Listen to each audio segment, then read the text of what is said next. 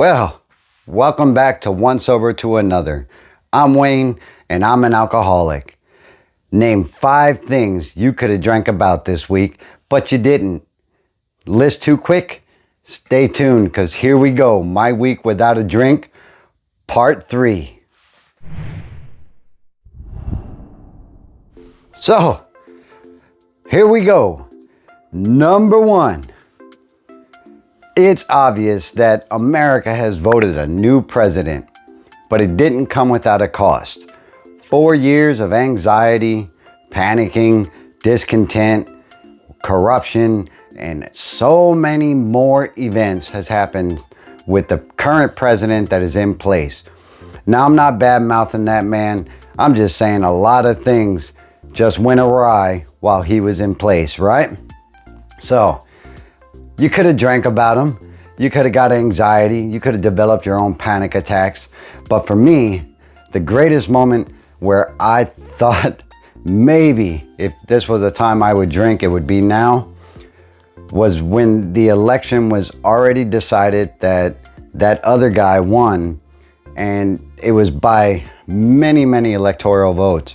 And yet he still wanted to be a big baby about it and say, I'm not leaving. I'm not ready to go. You know what? That sounds a lot like an alcoholic to me.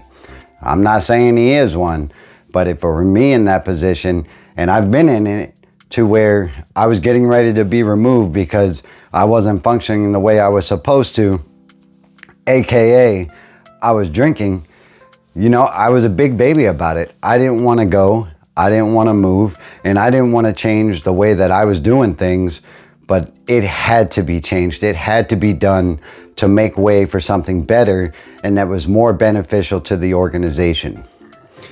My status? Well, it just wasn't cutting the mustard. Thankfully, I was never forcefully removed, and I had options in place in order to take care of myself and to bring about a better change, which is what I did.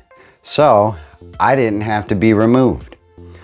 A lot of you out there, on the other hand, you're faced with unemployment, you're faced with, tax deferment, and a host of other things that create turmoil in your life and make it unstable to the point where you might be thinking about having a drink or getting drunk over it. And you know what? I'm here to tell you, you don't have to. I'm a living proof that you do not have to drink when stuff gets hard. Yeah, that's all I can really say about that. I mean, I could babble on much more about politics and everything else, but I'm not gonna. I just told you what I thought about one of my list pieces that would make me drink if that had come up. Now, I'm a proud American, and I'm a proud veteran. We got Veterans Day coming up, and there's another thing that, I was thinking about last week about a bunch of my buddies who have, like me, they went to combat and everything else, but some of them, they didn't come back whole, and it wasn't of their own doing, but they came back damaged, and they weren't ignored when they came back, but their symptoms were not diagnosed properly, and so a lot of them, like I did, started self-medicating, and self-medication leads to an isolated, empty place that nobody wants to be a part of. Now, I know some of you might be thinking, what the hell does this have to do with alcoholism? Well, you know what? It has a lot to do with addiction. It has a lot to do with behaviors, post-traumatic stress, which is created by a whole lot of different experiences. And I'm gonna just do a camera check real quick. Sure we're still live and that I still got you. All right, so, and when these things go untreated, we self-medicate. And a lot of folks that I've been talking to lately have been doing exactly that to get through my next topic of choice, which is the COVID virus. Still rampant, still thriving. And we are still trying to make adaptations in order to deal with this. Different forms of protection, the face mask, some places are wearing eye protection, and on and on. Well, that face mask, ladies and gentlemen, I'm not going to tell you if it's right or wrong, but I will tell you that breathing your own CO2 back and forth every day is not a healthy thing for you. There's a reason why we expel certain things out of our bodies. But it does lead me to this. The pandemic has created more unemployment. It has created tons of uncertainty.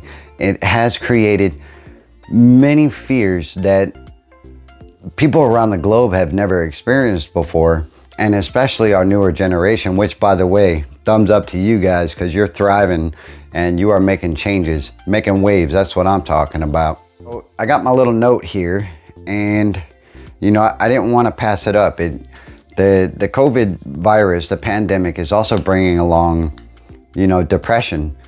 People get stuck inside, people get anxious, people get, lonely, and also that isolation.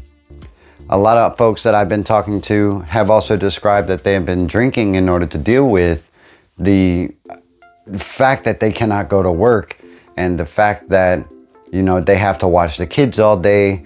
They have to have the kids homeschooled. They have to, babysit and work and do their work at the same time. So that stress load is creating a lot of anxiety to where their only outlets are drinking and or using. And for me, when I would come back from deployments downrange meaning Iraq or Kosovo or Hungary or wherever, I would always drink and try to bring myself to a place where I was comfortable with myself again. And that's just me, but a lot of you could probably relate to that as well. A lot has happened in the last week, and we can't ignore it, you know what I mean?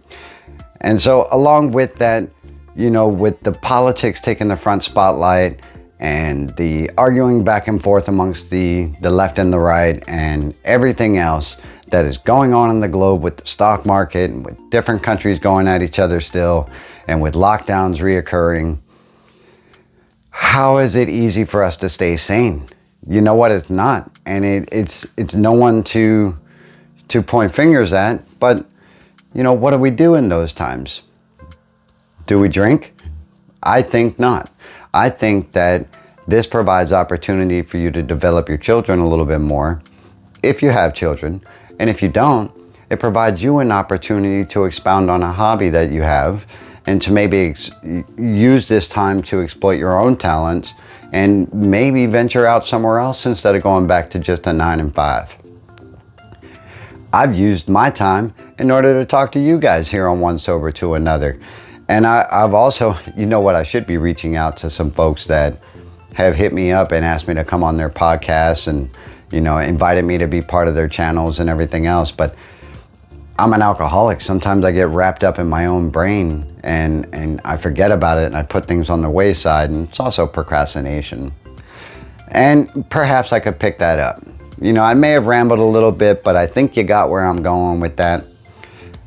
Bottom line, folks, is you do not have to drink or use in order to deal with the pandemic and being alone and being isolated inside your homes or in your towns or whatever.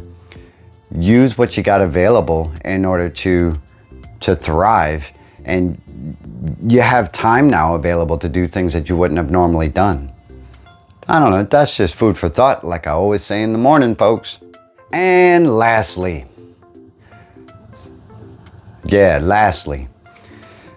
so my buddy's probably watching this, and I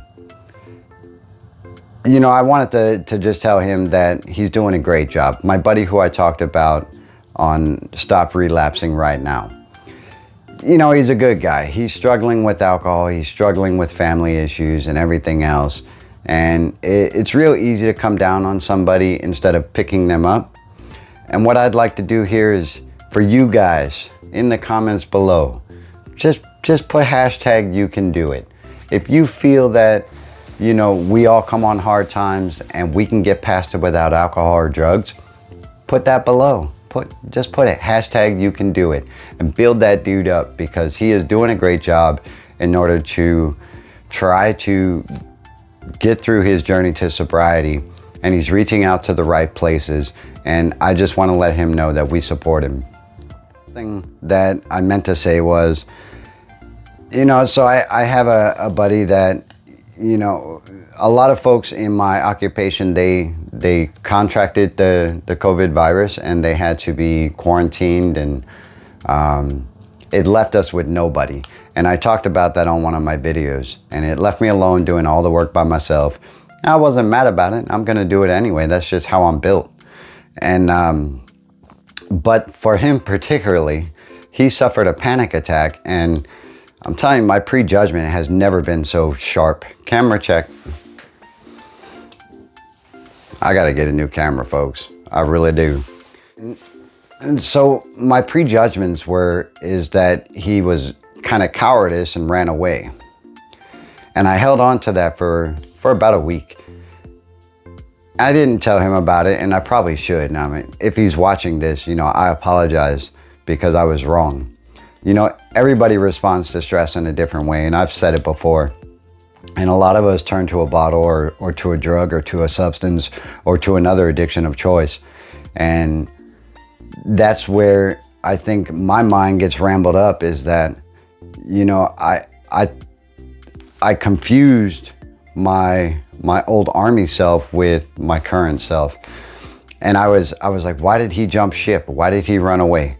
He was not test positive or anything else, and he didn't have to quarantine like me. I didn't have any symptoms or anything else, and I saw that my family was doing well, and there was no reason for me to jump ship, so to speak, and not be a part of what needed to happen at work. So I held a prejudgment against him, and I thought he was cowardice, and I was completely wrong for that. I don't know. Maybe it's just a character defect of mine. But what I wanted to say is that, everybody deals with stress in their own way. And for him, it gave him a physical reaction to what was going on. And he had to do what he had to do in order to take care of himself and his family. So I don't know. I don't hold any more prejudgment. I've let go of that thought. And I don't know. I was wrong. That's just for me to admit it, So there's a lot more stuff that will come up in the future, I'm certain, because that's just what happens in the world. And my son got a job. he got an internship, and I don't know if he's thrilled about it or not, but I think it's cool. I mean, he was kind of mad that he had to work 8 hours, 9 if you ask him, and I could see the tiredness in his face and everything else. And I think good work creates good character. That's what I think. And he might not see it now, but it's just going to build him up and make him a stronger person. So thumbs up to you, Noah. You're doing awesome. Some shout outs real quick before I go. Shout out to AK Free Your Go. She's got a podcast and she's now on LinkedIn. Hit her up. She's awesome. Kevin Barheit, he has, I said it right the first time. Somebody throw me a shout out. So he has a book coming out. Check him out on his channel and you can learn more about that book. I think it's going to be a very good insight to, people who deal with abandonment issues and childhood trauma, and also discovering who your relatives near and far are, through genetics and everything else. He's a really awesome dude. Hit him up.